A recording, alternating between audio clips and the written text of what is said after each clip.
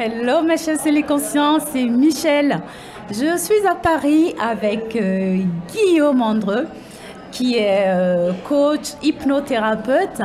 Mais merci Guillaume déjà d'avoir accepté de me recevoir ici.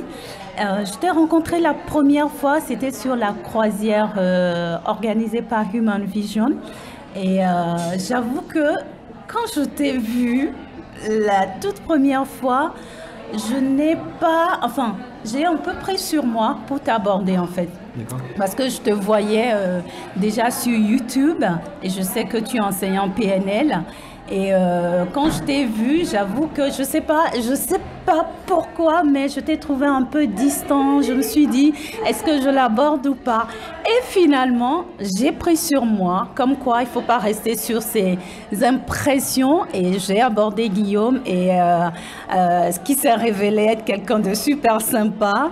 Et que je découvre encore cet après-midi encore plus sympa parce qu'on a dit qu'on faisait un interview. Guillaume est à Paris, on s'est vu, tu as accepté tout de suite de me voir et j'avoue que je regrette pas du tout d'avoir fait le pas et d'être avec toi aujourd'hui pour parler du célibat en conscience.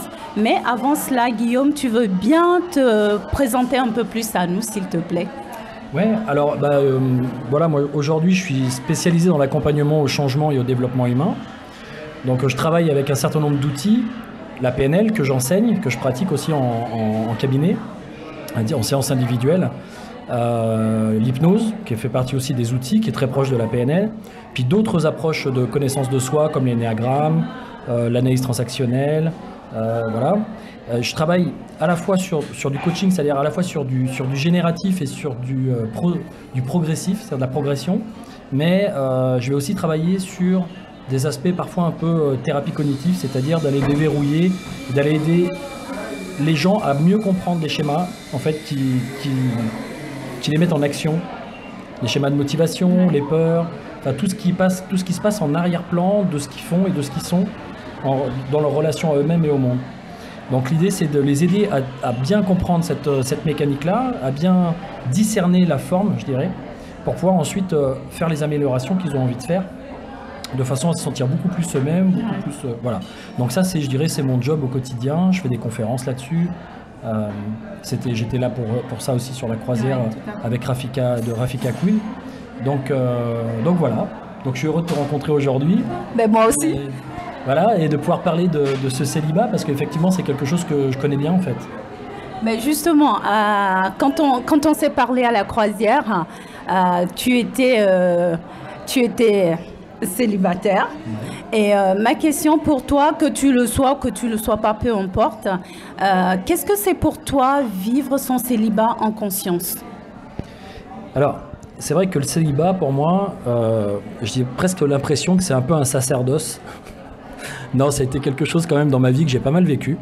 Pourquoi? Parce que je dirais j'ai un mode de fonctionnement qui n'est pas forcément celui de Monsieur Tout-le-Monde ou Madame Tout-le-Monde.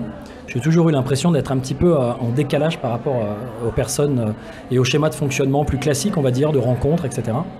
Et bon, tout ça pourquoi? Parce que finalement je me suis aperçu il y a quelques années que je faisais partie de ces personnes qu'on dit à haut potentiel ou zèbres. Moi, j'appellerais plutôt ça à multipotentiel, parce qu'effectivement, c'est la possibilité de pouvoir partir dans plein de choses et la difficulté de se cerner soi, en fait, de savoir vraiment qui on est. Donc j'étais beaucoup dans une quête existentielle, de connaissance de moi, de sens. Je peux poser toujours des questions de sens. C'est quoi le sens des choses, le sens de la vie, le sens de l'univers, enfin voilà. Et quand on se pose beaucoup de questions, c'est pas toujours évident d'arriver à rentrer en relation avec des gens qui sont aussi sur ces niveaux-là, qui comprennent ça et qui sont à l'aise avec ça. Donc j'ai eu plein de moments où il a fallu que je m'isole pour pouvoir mieux me connaître, pour pouvoir apprendre à m'aimer d'une certaine façon, à m'accepter, à travailler sur je dirais sous forme d'un travail de réalisation de soi, de développement personnel, pour être beaucoup plus à l'aise avec moi-même et ma relation au monde. Et là, ça a commencé à changer ma relation aussi aux personnes. Et le truc, c'est que même si ça change la relation aux personnes, ça ne fait pas pour autant qu'on va comme ça, du jour au lendemain, rencontrer quelqu'un avec qui, je dirais, ça match à tous les niveaux. Et c'est vrai que moi, dans ma quête, enfin, dans ce que je recherche dans une relation, j'ai besoin de sentir que ça match sur plusieurs niveaux. Je ne peux pas me contenter d'une relation qui va être soit juste sur un plan intellectuel ou soit sur un plan physique. J'ai besoin de sentir qu'il y a un coup de cœur, qu'il y a quelque chose au niveau de l'esprit, de la complicité, de l'humour, que ça match quoi, au niveau des idées, en termes de valeurs aussi. C'est-à-dire, voilà. Moi, je suis très orienté sur l'humain et sur je dirais, une forme de sagesse dans la vie. Donc, même si je fais encore beaucoup de conneries, je confirme qu'il fait encore beaucoup de conneries. Même si je fais encore beaucoup de conneries, je suis loin d'être abouti en termes de sagesse. Mais en tout cas, je tends vers ça. Donc j'aime bien rencontrer des personnes qui sont aussi un petit peu dans cette mouvance-là. Et puis aussi, bah, évidemment, c'est important aussi que ça le fasse sur le plan physique, hein, parce qu'une relation, ça passe aussi par là. C'est clair. Donc voilà, donc, je dirais que tous ces critères, d'une certaine façon, font que... je dirais les rencontres comme ça qui fonctionnent à tous ces niveaux se font pas forcément tous les jours. Donc pour pas mal vivre ça, pour pas me sentir différent, je sais pas, parce que pendant longtemps. Donc après cette petite alerte au feu, on va reprendre là où on en était. Exactement. Donc voilà, donc je disais que dans ma façon de vivre le célibat avant, j'avais un peu tendance à avoir l'impression que j'étais pas normal en fait. Que si j'étais célibataire, c'est que j'avais un problème, j'étais pas adapté, je savais pas séduire, je savais pas. Enfin, je me posais des tas de questions jusqu'à ce que je comprenne. Ouais, vas-y. Voilà, jusqu'à ce que je comprenne en fait, jusqu'à ce que j'apprenne à mieux me connaître et que je comprenne qu'il y avait des choses dans ma façon de percevoir les autres, de me percevoir moi. Qui finalement était peut-être un peu différente pour moi parce que j'avais une conscience du monde et des choses où je me posais des questions que les autres ne se posaient pas et qu'en fait bah, j'étais différent mais pour autant pas forcément anormal et ça a été tout un travail d'arriver à accepter cette différence, je dirais par rapport à quand je dis une normalité, c'est une grande majorité des gens voilà, qui vivent d'une relation à l'autre des fois sans trop se poser de questions et qui même si c'est difficile et vivent des souffrances, bah recommence à chaque fois les mêmes scénars. Et moi j'avais toujours ce truc de me dire mais c'est pas normal. Enfin moi je trouvais pas logique d'être dans des relations si elles sont pas satisfaisantes ou voilà, je préfère être seul. En fait je sais ce que je veux, je sais ce que je veux pas. Donc je préfère être seul. Mais maintenant je le considère comme étant quelque chose de normal et je le vis mieux qu'avant. Comme on dit, il vaut mieux être seul que mal accompagné.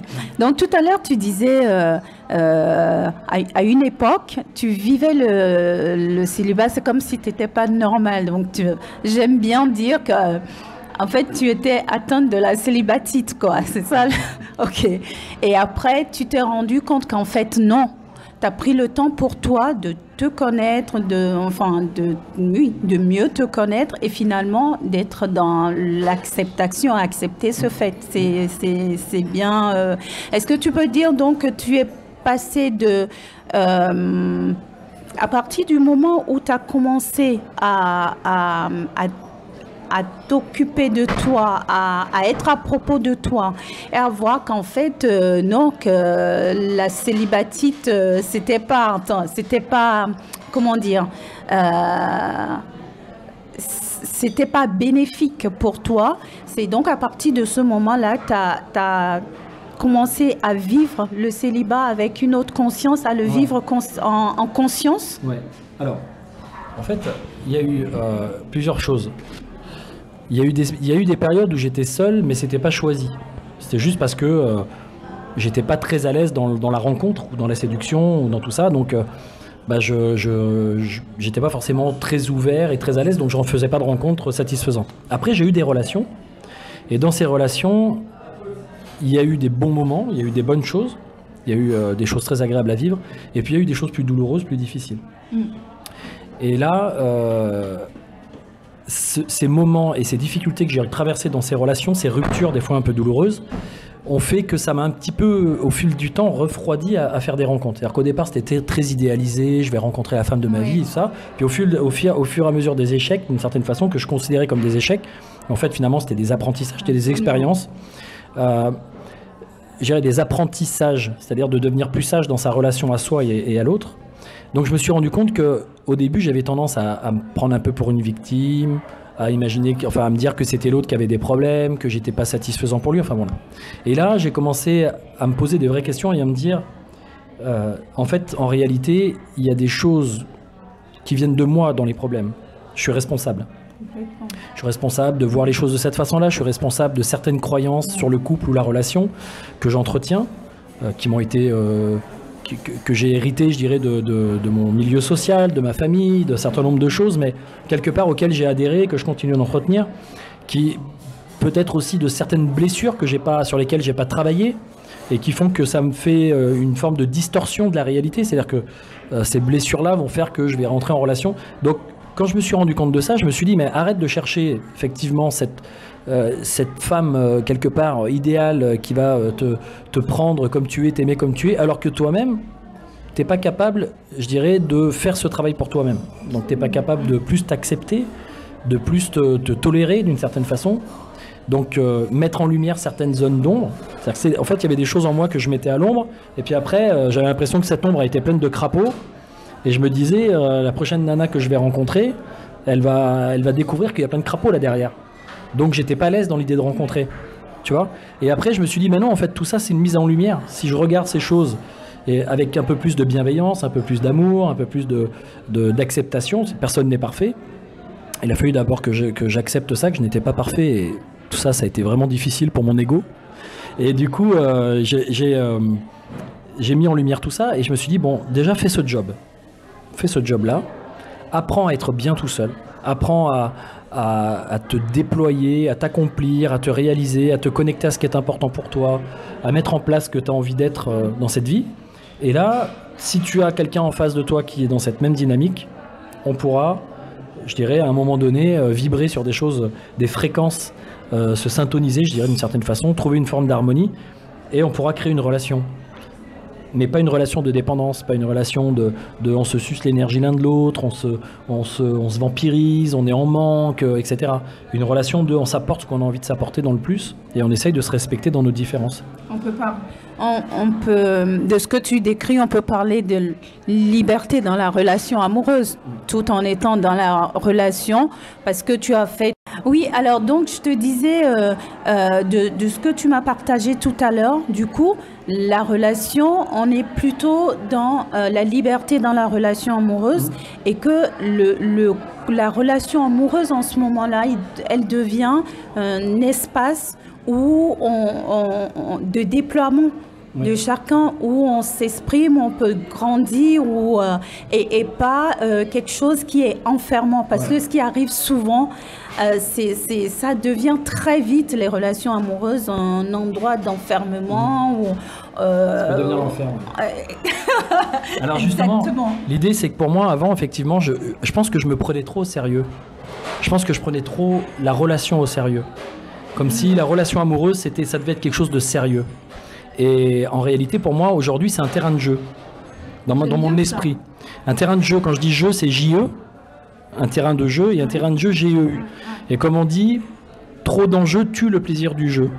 Donc si je me mets en relation avec quelqu'un et que j'ai des attentes, des exigences, des manques à combler, des besoins que moi-même je ne suis pas capable de reconnaître, que j'attends que ce soit l'autre qui reconnaisse, que ce soit l'autre qui devine mes pensées, que ce soit l'autre qui devine mes demandes, que ce soit l'autre qui soit là pour moi quand moi je suis même pas là, capable de l'être pour moi, etc.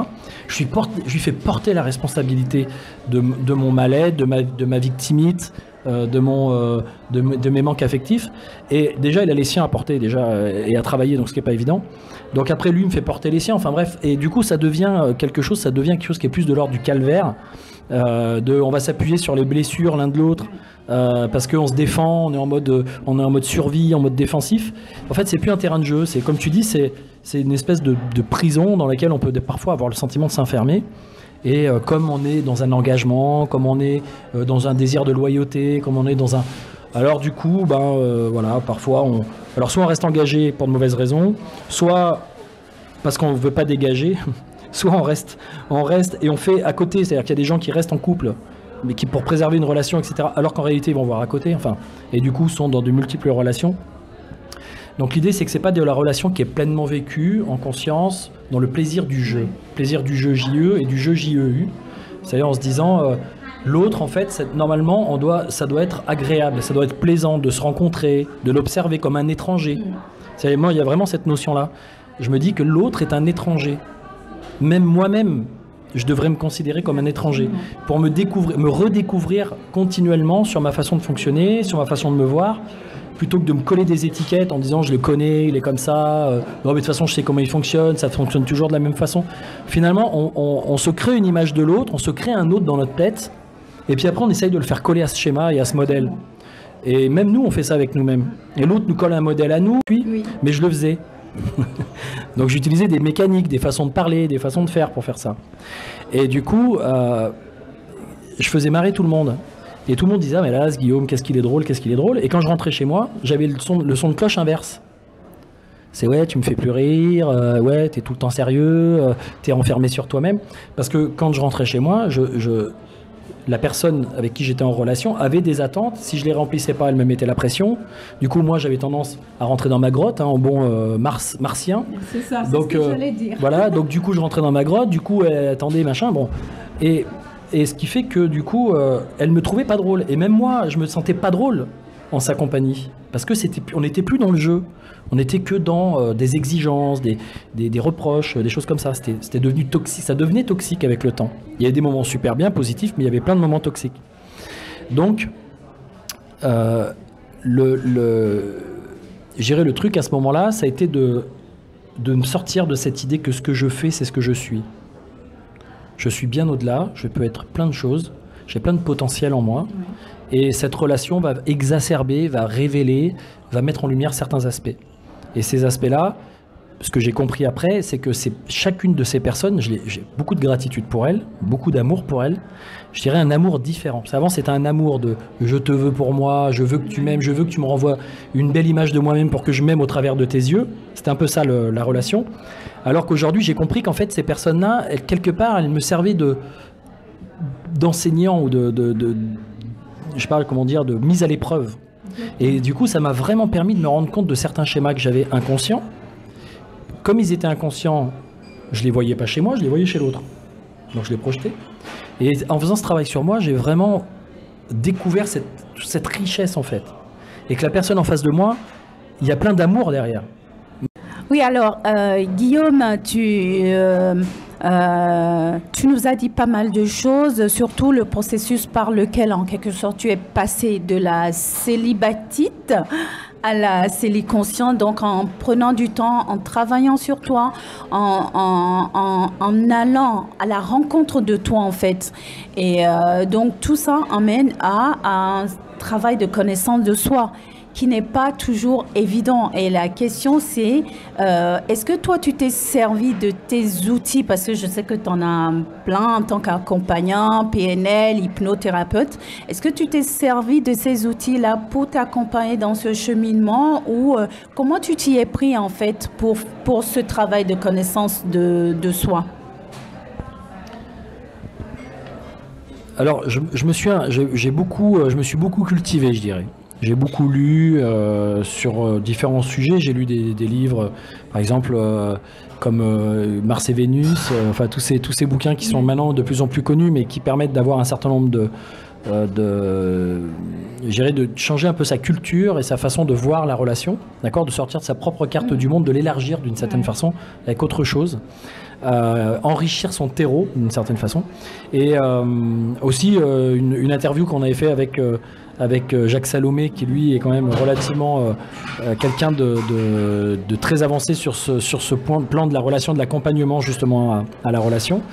Donc tout ça, ce sont des choses desquelles je me suis inspiré, qui m'ont permis de mieux comprendre. Après, effectivement, j'ai utilisé des outils qui sont des outils qui permettent d'aller transformer les choses en profondeur. Parce que si au travers de la relation que j'ai, je me rends compte qu'effectivement j'ai un mode de fonctionnement, une croyance, une blessure, ça peut être une blessure narcissique, ça peut être une blessure de rejet, ça peut être une blessure d'abandon, une blessure d'injustice, enfin il y a tous ces types de blessures-là qui vont conditionner des mécaniques ensuite de fonctionnement qui vont permettre de construire une personnalité et qui vont permettre de me construire un rapport à l'autre qui me permette de me protéger d'une certaine façon pour éviter d'être blessé et tout ça. Donc si on veut aller chercher et travailler sur ces blessures-là, sur les croyances que ça engendre et sur ensuite les schémas de fonctionnement que ça engendre, bah, effectivement l'idée c'est d'utiliser des techniques un petit peu d'introspective et de transformation intérieure. Donc l'hypnose, l'auto-hypnose en font partie, la méditation, voilà, reconnaître en soi, faire le travail d'aller reconnaître en soi ces mécanismes et ces dynamiques. Parfois elles sont très inconscientes, donc ça vaut le coup d'être accompagné par des personnes qui peuvent aller, je dirais, interroger ce qui se passe en nous, qui peuvent aller enclencher des modifications et des changements sur des choses qu'on ne peut pas toujours expliquer. Parce que ça prend racine dans des choses profondes, lointaines, dans notre enfance, dans notre gestation, dans le ventre de notre mère, enfin, voilà, peut-être même dans nos ascendants au niveau parental. On est, je dirais, porteur de certaines mémoires, de certains conditionnements. Donc tout ça, ça demande parfois d'utiliser certains outils pour pouvoir aller transformer ça et changer ensuite ses filtres. C'est-à-dire changer sa façon de se sentir soi, d'être en relation avec soi-même, changer cette façon de percevoir le monde et parfois de le déformer pour que ça colle à notre système, ce qu'on appelle la distorsion. Et du coup, toutes ces choses-là permettent de se sentir beaucoup plus à l'aise avec soi-même et ensuite de se sentir bien évidemment plus au clair avec soi, du coup plus au clair avec les autres. Alors il y a des fois des choses intérieures qui sont importantes à dire, à révéler, à reconnaître sur ses propres besoins, sur ses propres manques, sur ses propres peurs. Et d'oser, je dirais, d'avoir le courage d'assumer ses failles, d'assumer ces choses qui vont parfois nous être reprochées, qui vont être vécues socialement comme des défauts ou des faiblesses ou quoi que ce soit. Mais au contraire, c'est justement d'aller les reconnaître, de les assumer pour pouvoir les changer. Parce que si on est toujours dans le déni, si on est toujours en train de les mettre de côté, la tête comme les autruches, là, la tête dans le sable, il n'y a pas grand-chose qui bouge. Et on répète des systèmes. Donc moi j'ai pas mal utilisé de méthodologie, mais c'est aussi toute une philosophie de l'amour que j'ai dû aussi, ou du rapport à l'amour. Et l'idée pour moi, c'est que cet amour, on le porte tous. Oui. C'est quelque chose qui est en chacun de nous, on porte tous en nous cet idéal d'amour homme-femme. Ce rapport entre le masculin et le féminin en nous. Comme dit Jung, Carl Gustav Jung, qui parle d'anima, d'animus. Donc on a tous, comme dans le taoïsme, on va voir ça aussi, le yin, le yang. Donc c'est le principe masculin, le principe féminin. Ils sont porteurs d'un certain nombre de symboles, d'un certain nombre de mécanismes, de dynamiques. Le masculin est plutôt informateur et le féminin est plutôt formateur. Il donne la forme, d'accord ? Donc tous ces principes-là, ils s'agissent en nous. Et si on ne se met pas au clair avec ça, ça va se retrouver dans des effets miroirs avec le monde extérieur, avec des projections, avec des choses comme ça. Et on va aller chercher des fois à l'extérieur quelque chose qu'on a déjà en soi. Je dirais que l'autre, c'est le représentant ou c'est le reflet de notre propre amour. C'est-à-dire qu'on va projeter sur lui notre façon les choses que l'on aime ou que l'on n'aime pas. Si jamais je suis dans ma vibration d'amour vis-à-vis du masculin, du féminin, que je sens ça en moi, que je sois seul ou accompagné, quand je vais rencontrer des personnes et que je vais être accompagné, ça va rentrer en résonance avec l'autre et ça va produire quelque chose d'agréable. Si je rencontre quelqu'un avec qui ça ne le fait pas, c'est pas grave. Parce que je vais me sentir rempli, je vais me sentir en harmonie intérieure d'une certaine façon, avec ces aspects-là qui vont me donner une sensation d'être comme comblé, d'être... voilà. Mais c'est pas l'amour de soi dans le sens de l'égoïsme ou dans le sens du narcissisme. Ouais, je suis super, je suis génial. Les gens qui se disent ça, qui passent leur temps à se dire ça intérieurement, je suis super, je suis génial, ouais, je suis quelqu'un de bien, ouais, les autres ils sont pourris, qui cherchent toujours à se survaloriser pour dévaloriser les autres ou pour les remettre à niveau, c'est que ça part de quelque chose qui est à la base un manque. Okay. Sinon, on perçoit l'autre comme étant son égal, mais comme étant quelqu'un qui est en vie, qui est une source de vie, qui est une source de possibilités de relation. Et à partir de là, on n'attend pas forcément quelque chose. On n'est pas forcément dans un manque ou dans une attente. On est dans l'idée de se dire, on va partager, on va s'amuser ensemble, on va construire quelque chose ensemble, on va s'élever ensemble. On retrouve tout ça dans toutes les théories tantriques, taoïstes, etc. Donc le tantrisme, à la base, c'est vraiment une philosophie, on va dire, qui est reliée au fait d'accepter aussi bien les aspects destructeurs du monde que les aspects constructeurs. Les aspects négatifs, ce qu'on pourrait nous appeler l'ombre, etc., que les aspects plus constructifs. Et comme dans notre psyché, on a aussi ces dimensions-là. Dans notre inconscient, on a l'inconscient inférieur avec un certain nombre de pulsions, d'instincts, de choses plus animales. Et puis on a cet inconscient moyen qui est un peu nous dans notre quotidien.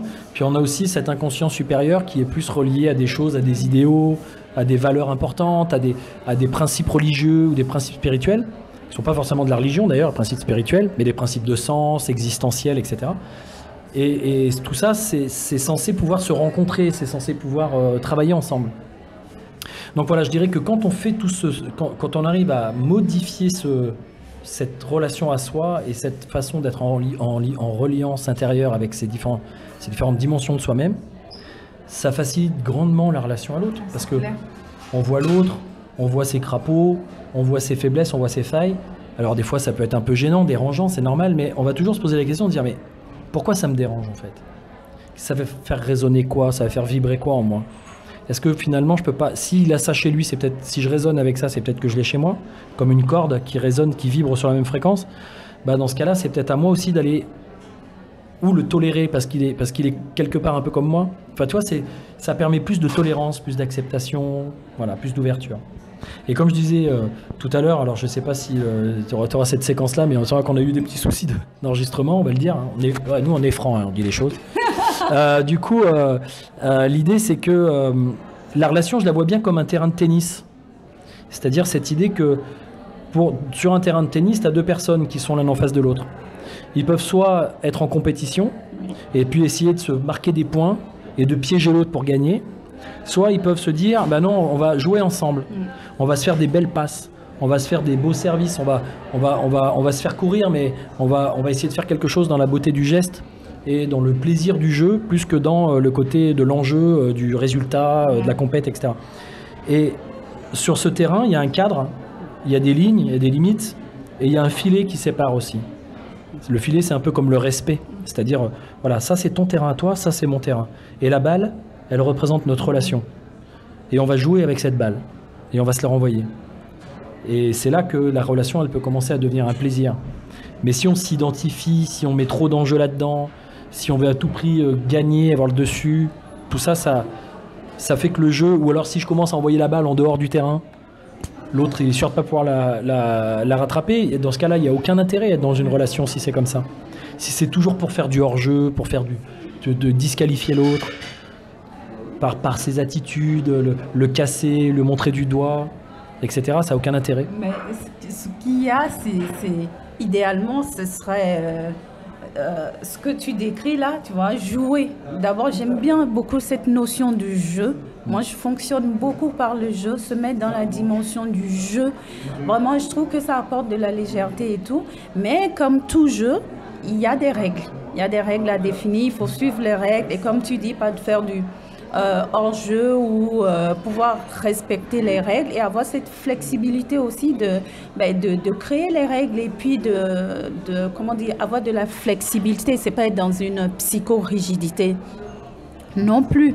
Et tu disais tout à l'heure, tu parlais de embrasser toutes les parties de nous. Tu as nommé le tantra qui va prendre la part d'ombre et la part lumière. C'est vrai, c'est hyper important aussi ce travail de connaissance de soi dans le sens de traverser, accepter, embrasser ces zones d'ombre, embrasser le crapaud, comme tu dis. Parce que ça aussi, on se juge, on se culpabilise tellement que du coup, si on n'accepte pas cette part d'ombre en nous, on va la projeter d'autant sur l'autre. Et tout ce travail de connaissance de soi que tu as décrit par ailleurs, ça emmène non seulement à s'accepter, et une fois qu'on s'est accepté, c'est que on accepte l'autre, c'est quelque chose qui se fait presque automatiquement. En tout cas, on a une zone de tolérance qui est plus large. On a une zone de tolérance Après, il y a toujours des zones d'intolérance. Il y a toujours des choses sur lesquelles on ne peut pas aller, on n'est pas... Même si on travaille sur soi, arrêtons l'idéal de ah oui, mais parce que tu fais du développement personnel ou du développement spirituel, ça voudrait dire que tu es hors de tout. Non, non, personne n'est parfait. De toutes les personnes que je connais dans ce milieu, et je commence à en connaître, j'ai jamais rencontré une personne qui est parfaite. Ça n'existe pas. On a tous nos. Il y en a qui sont très avancés sur certains aspects, d'autres beaucoup moins sur d'autres. Puis d'autres, c'est le contraire. Donc, on est tous en chemin, en évolution quelque part. Et l'idée, c'est que on peut faire appel à cette tolérance, à cette bienveillance, à cette compassion, aussi de voir l'autre dans sa galère, quoi. Et un peu batailler avec ses schémas familiaux, batailler avec ses blessures, batailler. Donc, parfois, il nous le fait subir, c'est sûr. On a l'impression de subir les souffrances de l'autre, les blessures de l'autre, les difficultés de l'autre, qui nous fait porter son mal quelque part. Il est un peu victime, et puis c'est à nous de le sauver. Si c'est trop ça, si ça devient trop toxique, bah, faut aussi savoir se dire stop. Et se dire stop en conscience et se dire bah, peut-être que pendant un temps, je vais être célibataire, mais je suis prêt à passer ce cap, je suis prêt à avoir le courage de me faire grandir, de bien comprendre ce qui s'est passé, de bien comprendre ce qui s'est joué dans cette relation, de façon à ce que dans la prochaine relation, je ne retombe pas dans le même panneau, quoi. Absolument. Voilà. Comme quelqu'un qui jouerait au tennis et puis à chaque fois qu'il fait un revers, poum, la balle elle part toujours en dehors du terrain. On refait le revers, bah, à un moment donné, stop, on s'arrête. Je travaille sur mon revers. C'est pas dans la relation à l'autre, c'est pas pendant que je suis en train de jouer avec l'autre que ça va changer. C'est en m'arrêtant, en disant attends, c'est quoi ce revers là? Voilà. Je retravaille mon geste, je regarde comment je prends mon truc, comment je me positionne, comment je fais mon geste, et après je rejoue avec l'autre. Peut-être je m'entraîne sur un mur pendant un moment, tu vois. Mais après, je rejoue avec l'autre, et quand je rejoue avec l'autre, ça y est, peut-être que mon revers, il va passer pour une fois. Mais si je suis tout le temps en train de dire à l'autre, arrête de me faire des balles trop loin, j'arrive pas à faire mon revers, ou que l'autre me dit, oui, de toute façon, t'arrives jamais à faire ton revers, c'est insupportable de jouer avec toi, on s'en sort pas. Et d'ailleurs, c'est là où, ça aussi tu l'as mentionné, si on revient sur le terrain de tennis, limite, on remercie l'autre d'être qui il est pour que nous, on puisse voir que ce revers-là, on a un travail à faire. Là, et quand je regarde dans l'absolu, c'est vrai que quand on est dans le marasme, dans la célibatite, on ne voit pas les choses comme ça, mais dans l'absolu, les autres, on pourrait s'en servir comme des, comment on dit, c'est des opportunités de grandir. Le téléphone qui sonne, c'est l'opportunité de grandir en fait. C'est pour ça moi j'aime pas trop parler d'échecs. Les relations, je parle pas d'échecs, je parle d'expérience. Bah, d'échecs, on pourrait parler d'échecs, mais comme un jeu d'échecs. Oui. Non mais tu vois, oui. C'est-à-dire en gros comment je me place, comment je perçois les choses. Bon, après, oui, dans l'idée, ce c'est sens, pas d'être oui. non plus trop stratège non plus, mais voilà, les échecs, ça fait partie des apprentissages. À un moment donné, l'échec, c'est signal d'erreur. C'est pas faute, c'est pas la faute, la très grande faute, là, comme on va dire dans notre système judéo-chrétien qui condamne. Tu sais que ça c'est pas bien, tu le fais quand même, t'es fautif, alors tu es coupable, alors on va t'enfermer, on va te séparer. Non. L'idée, c'est de dire, ok, je fais des erreurs parce qu'à un moment donné, il y a quelque chose que j'ai pas compris. Il y a un enseignement que j'ai pas intégré. Oui. Et comme j'ai mis un post très récemment sur Facebook avec des gens qui ont la tête dans le sable, c'est un truc de Jung qui dit tout ce qu'on renie, tout ce qu'on dénie nous soumet, tout ce qu'on accepte nous fait grandir ou nous transforme, quelque chose comme ça. Et c'est tout à fait ça. C'est-à-dire l'autre est un moyen de mieux nous connaître et en plus d'aller travailler sur cet amour et cette acceptation. Quand je dis cet amour, c'est pas l'amour de soi dans le sens je m'aime, je suis super, je suis génial, etc. C'est pas un truc égocentrique, narcissique, etc. C'est une acceptation en fait. C'est s'accepter avec sa part de défaut, parce que franchement, on a tous notre lot, parce que la vie nous confronte sans cesse à des événements qui vont faire qu'on va arriver à nos limites et qu'on va mal se comporter, on va se mettre en colère, on va être triste, on va faire la gueule, on va pas comprendre une situation parce que nos visions du monde sont très différentes. Donc plutôt que d'être sans cesse en train de se reprocher ça, l'idée c'est de faire preuve de plus de souplesse, de tendresse, d'acceptation de soi. Je dirais même d'accueil, s'accueillir. Voilà. Et comme ça, l'autre, on est plus capable aussi d'avoir un espace d'accueil pour lui. On se met sur un terrain, chacun sa partie du terrain de jeu, on joue ensemble. Voilà. Mais encore une fois, avant de jouer ensemble, de pouvoir jouer cette qualité de jeu-là, c'est bien enfin c'est bien, je dis même c'est incontournable en quelque sorte de revenir à soi, de s'entraîner, de voir, tu as parlé de se préparer, ce revers-là, et pas dire que oui, c'est lui le mauvais joueur. C'est comme, en fait, ce qui se passe, on vire les acteurs. Moi, je l'ai fait, hein, je dis, allez hop, mais mon scénario, j'y touchais pas. Je laissais mon scénario et je disais, oh ouais, l'acteur, il n'a pas bien joué, mais à chaque fois, je remets le même scénario. Et les acteurs qui passent, ils me rejouent mon scénario, mais je pensais pas me dire, et si je m'occupais de mon scénario et ne pas juste passer mon temps à virer les acteurs. Et c'est ce qu'on fait beaucoup. Et alors justement, et j'irai même plus loin, c'est-à-dire que l'idée, c'est pas ton scénario, c'est qu'est-ce qu'on construit comme scénario à deux. Oui. Parce qu'on on est co-créateurs, on va être acteurs tous les deux dans cette idée-là. Donc si moi j'arrive avec mon scénario, c'est un peu ce que font les gens des fois. Ils ont un scénario. Moi, je veux un homme ou je veux une femme qui est comme ça, qui va se comporter comme ça, parce que j'estime que la relation, c'est ça. Les gens, ils ont des principes, ils ont des convictions. Ils sont, je dirais, tendus là-dessus parce que ça les sécurise, parce que pour eux, c'est ça la vie. Et il faut que l'autre, il se conforme. Il se conforme. Donc, quelque part, il se forme à devenir très con. Non, mais il devient con parce qu'il prend la forme de l'autre plutôt que de garder la sienne. Mais pourquoi? Parce que la personne va dire, ouais, mais mon scénar de vie, c'est ça, ma façon d'être en relation, c'est ça, si tu veux être avec moi, c'est comme ça qu'il faut que tu sois. Ah ouais, et moi, alors, ma place, est-ce qu'on peut discuter? Est-ce qu'on peut, tu vois? Donc c'est toujours un petit peu ça, c'est complexe, mais c'est possible. Oui, c'est complexe. C'est possible de faire bouger les choses, c'est possible de changer sa relation aux autres, ne serait-ce que dans la relation amicale, dans la relation familiale, après dans la relation amoureuse aussi, bien sûr. Et vaut mieux, à mon avis, comme on a dit tout à l'heure, je ne sais pas si ça a été enregistré, mais en tout cas, être seul que mal accompagné, c'est-à-dire... Après, les expériences, c'est des terrains de jeu, c'est des terrains d'entraînement aussi, d'une certaine façon. On peut très bien se dire, bon, avec cette personne, j'ai peut-être quelque chose à vivre à un moment, bon, et puis on vit le truc, et puis on profite de ce qu'on a à vivre, et puis ça ne veut pas dire pour autant que ça va être une relation qui va être durable et qu'on va finir notre vie avec cette personne. Ça, c'est très bien aussi de mentionner ça, parce que encore une fois, dans l'éducation, on a cette idée que amour égale toujours. Quand je dis amour dans l'absolu égale toujours, mais la relation amoureuse, on se met avec quelqu'un toujours, mais on se rend compte de plus en plus qu'on a plusieurs vies dans la vie et que si on arrive à être, comment dire, à prendre de la distance par rapport à ce fait de amour égale toujours, je crois que ça calme un peu. Parce que quand on vient déjà en disant amour égale toujours et que ça ne le fait pas, moi je trouve que ça rajoute du stress. Mais c'est quelque chose enfin, c'est je ne sais pas si c'est dans l'inconscient collectif, mais il y a quelque chose de cet ordre-là. Et aujourd'hui,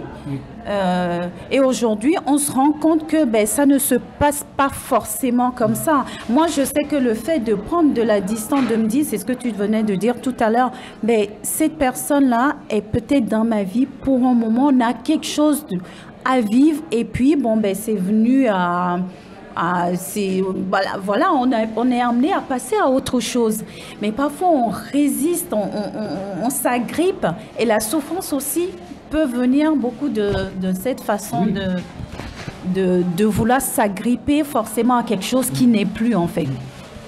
Ah oui, alors il y a cette notion du bon usage de l'infidélité, je dirais à soi-même ou à ce qu'on s'est dit dans la relation au départ quand on était encore dans une vision de l'autre ou dans une illusion de soi et de l'autre. Et quand on s'aperçoit que la réalité, elle n'est pas tout à fait celle-là, peut-être qu'à un moment donné, il serait temps de se désengager. Donc moi, j'ai presque envie de dire, il y a plein de gens qui parlent de la théorie de l'engagement. C'est important, mais le problème de la théorie de l'engagement en psychologie sociale, c'est qu'une fois qu'on est engagé, il y a un principe en nous qui fait qu'on a du mal à se désengager, même quand ça ne nous convient plus. On est capable de se faire souffrir juste pour tenir une forme de fidélité. une forme de loyauté à quelque chose. Donc je dirais qu'à un moment donné, il faut être aussi capable de se désengager, il faut être aussi capable de faire preuve d'infidélité, même vis-à-vis de soi-même. Mais écoute, Guillaume, on a eu pas mal de choses, on a eu une superbe interview. Moi, je me suis vraiment régalée. Et merci pour tout ce que, on a pu échanger. J'espère que ça va vous inspirer, que ça résonne pour vous. Voilà. Est-ce que tu as juste un dernier mot à dire avant qu'on ne close cette interview? Ouais, je te remercie. Eh ben, écoute, déjà, moi, je pense que c'est très intéressant le travail que tu vas faire aux gens sur cette idée de découvrir son schéma de relation, son schéma d'échec ou de réussite dans la relation quelque part. Ce CV amoureux, enfin, je trouve que tout ce questionnement est très intéressant.